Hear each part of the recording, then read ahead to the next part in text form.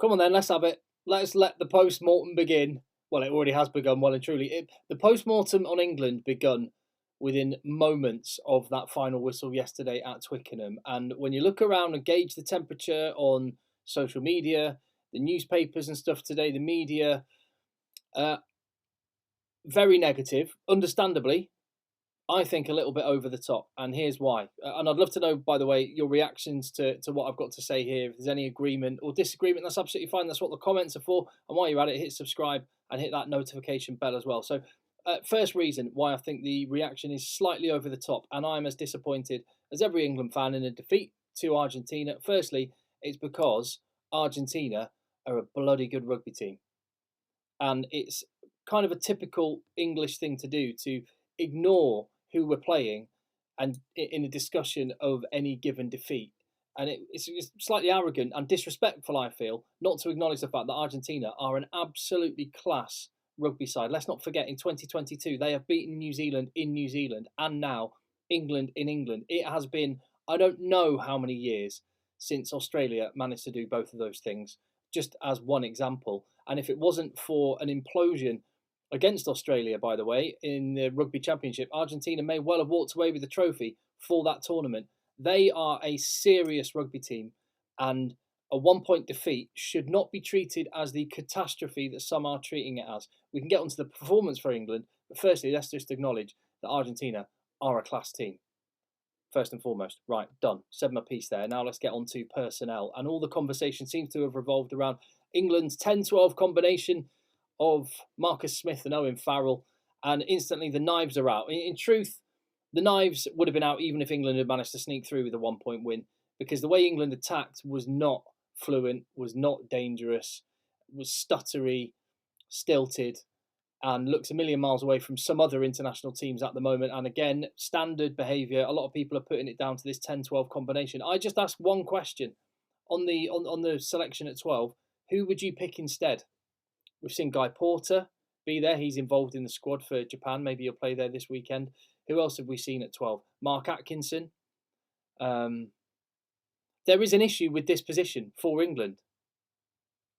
And so I'm willing, because these two players right there on the screen are that good, or at least have the potential to be that good, I'm willing to persevere with this and believe that this one can come good. Let's not forget, Ford and Farrell worked out pretty well. That was one that was brought about by accident. When there was an injury, Ford Farrell got put together and it worked out pretty well for England as an option. So I'm willing to persevere with this one.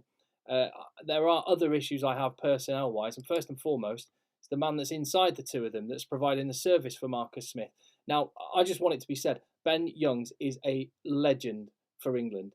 He is and has been a world-class player. And I don't like a lot of the criticism that's been thrown his way sometimes unfairly. But when it's merited, I think it's important just to take it. And one thing Eddie Jones has actually done really well is when players aren't playing well sometimes, he sent them back to their club and dropped them from the international squad, but then brought them back in when they've shown that kind of form. We saw that with Billy Vunipola in the last year.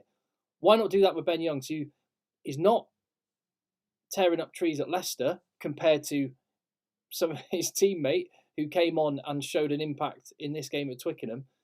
So why not do that with Ben Youngs? I would really like any player to be potentially told to go back to their club, however many caps they've got, however good they have been in the past, generate some form at club level, and then come back into the international fold. I'm not going to write Ben Youngs off for the World Cup next year, but does he deserve his starting spot in the England side? In my humble opinion, not right now. Second one, Manu Tuolangi, the irresistible selection. It's like a drug. It's like the ring in Lord of the Rings. You cannot resist it.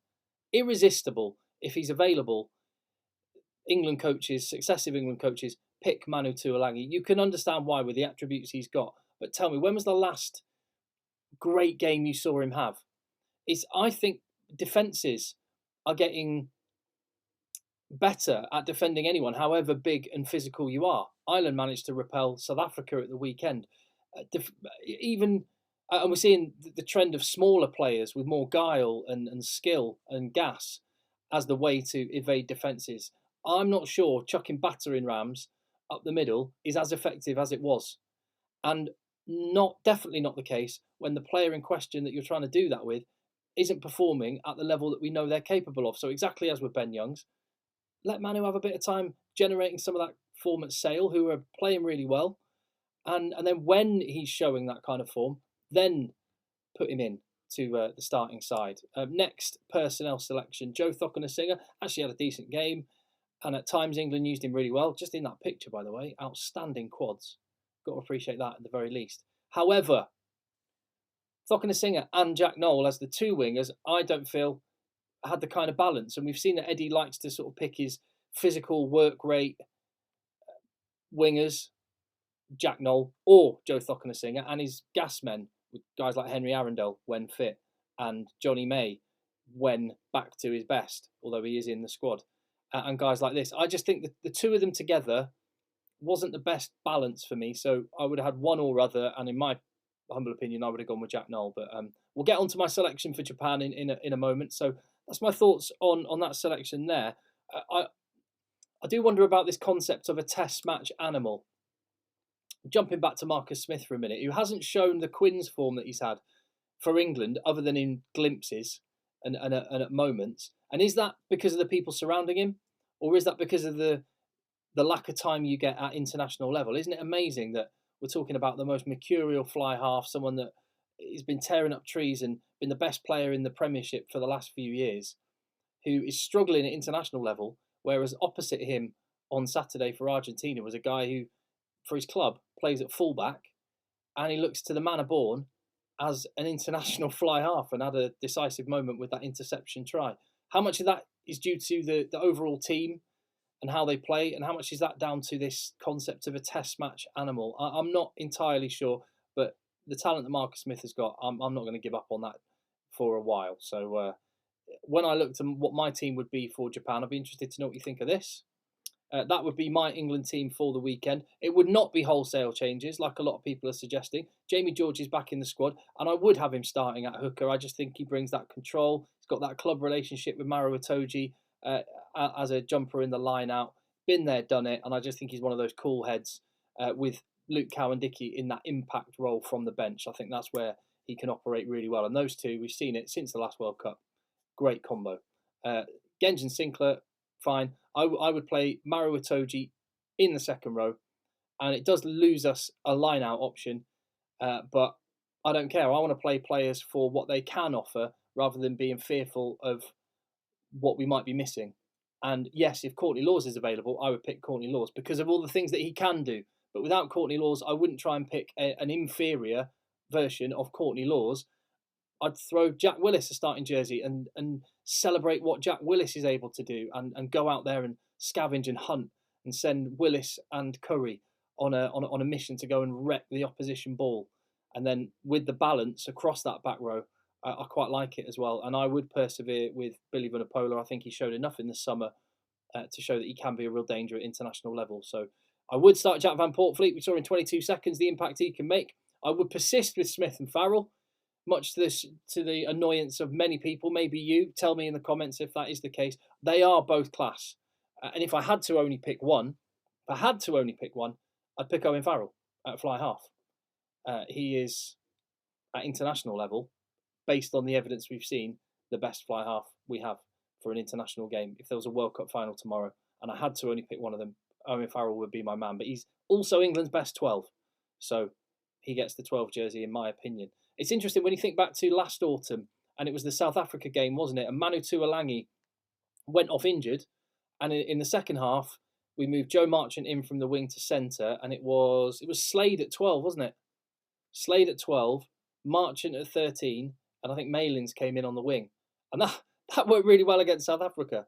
So that just backs up the point that I don't think these big-bodied men are quite as important as they were a couple of years ago. But that said, Eddie Jones has forgotten more about rugby than I will ever know. So he knows things, and I could be completely wrong on this, but that would be my midfield. I just think Henry Slade is that all-round player. He's a left foot.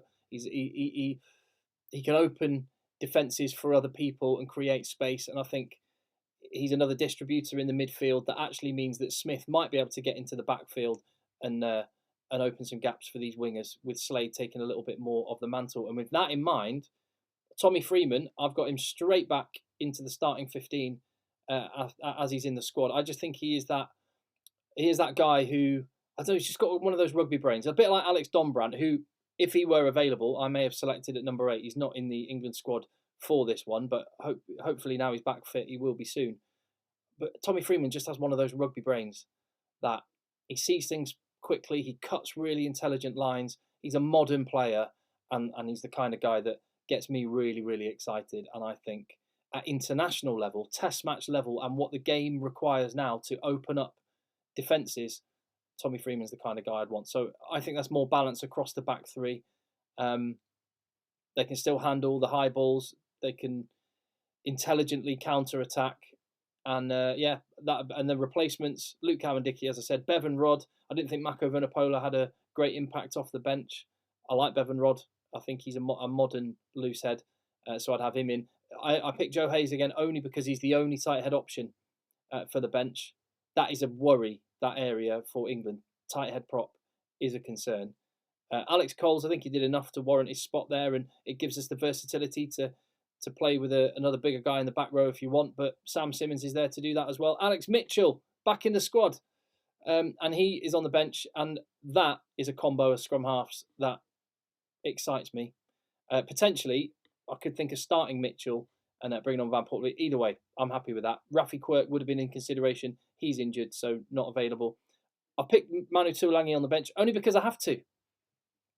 Because the options available, there's if a centre went down, you're in a bit of a pickle because for whatever reason, Eddie Jones has forgotten about Joe Marchant. I think too soon. I think he should be part of the plans moving forward. So no Joe Marchant means Manu Tuolangi is in there, and Caden Murley I think has done enough to warrant a spot on the bench. There we go. I thought about Murley wearing the 11 shirt, but for the reason I don't like Thockenham Singer and Noel, I don't want Murley and Noel because I think they're a bit too similar and I like a bit more balance. So there you go. There's my team. There's my thoughts on the weekend we've just seen. Let me know yours.